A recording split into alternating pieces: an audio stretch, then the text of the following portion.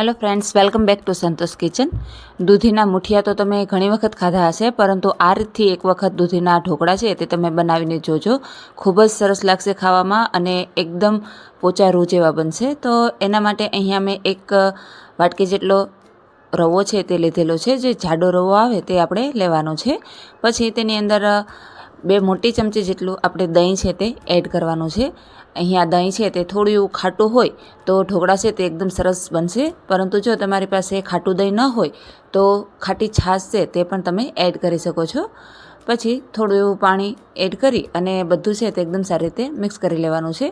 બધો જ રવો છે તે એકદમ સારી રીતે પલળી જાય એટલું પાણી આપણે તેની અંદર એડ કરવાનું છે અને ઢાંકી અને આપણે તેને 10 મિનિટ માટે રેસ્ટમાં રાખી દઈશું। હવે 10 મિનિટ પછી તમે જોઈ શકો છો કે એકદમ સરસ રીતે રવો છે તે પલળી ગયો છે અને એકદમ ફૂલી પણ ગયો છે। તો હવે થોડું એવું પાણી આપણે એડ કરી અને એકદમ સરસ એવું બેટર છે તે બનાવી લેવાનું છે। થોડું થીક બેટર આપણે રાખીશું। પછી તેની અંદર 1 ટેબલસ્પૂન જેટલું મીઠું અને થોડી એવી આપણે હળદર છે તે એડ કરવાની છે અને પછી દૂધીનું છીણ છે તે ઉમેરી દેવાનું છે। બધું એકદમ સારી રીતે મિક્સ કરી લઈશું। અહીંયા આપણે બેટર છે તે થોડું એવું થીક રાખીશું, કારણ કે દૂધીની અંદર પાણી હોય છે, પાણી રિલીઝ થશે એટલે બેટર થોડું એવું નરમ થશે, એટલે થોડું એવું પાણી આપણે ઓછું એડ કરીશું અને બધું છે એકદમ સારી રીતે મિક્સ કરી લઈશું। હવે તમે જોઈ શકો છો કે એકદમ સરસ એવું બેટર આપણું તૈયાર થઈ ગયું છે। તો તેને થોડીવાર રેસ્ટમાં રાખી અને પછી એની અંદર 1 ટેબલસ્પૂન જેટલું તેલ છે તે એડ કરવાનું છે। તેલ એડ કરવાથી એકદમ સરસ સોફ્ટ એવા આપણા ઢોકળા છે તે બનશે। પછી 1 ટેબલસ્પૂન જેટલો ઈનો છે તે એડ કરી અને એકદમ સારી રીતે તેને મિક્સ કરી લેવાનો છે। એક જ ડાયરેક્શનની અંદર આવી રીતે આપણે હલાવતા જઈશું અને ઈનો છે તેને એક્ટિવેટ કરી લેવાનો છે।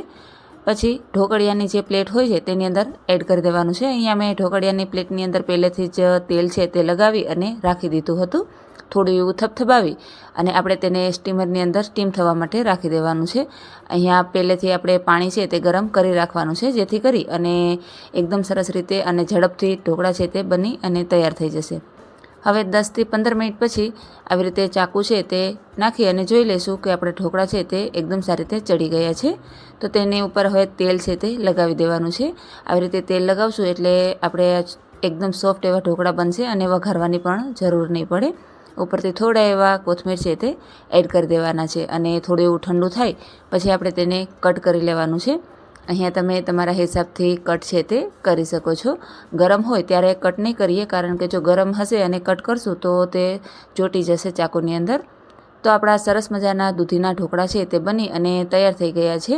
નોર્મલ ઢોકળા હોય છે તેનાથી ખૂબ જ સરસ એવો લાગે છે। તો તમે પણ એક વખત જરૂરથી ટ્રાય કરજો અને વિડીયો પસંદ આવ્યો હોય તો વિડીયોને લાઇક કરજો અને મારા ચેનલને સબસ્ક્રાઈબ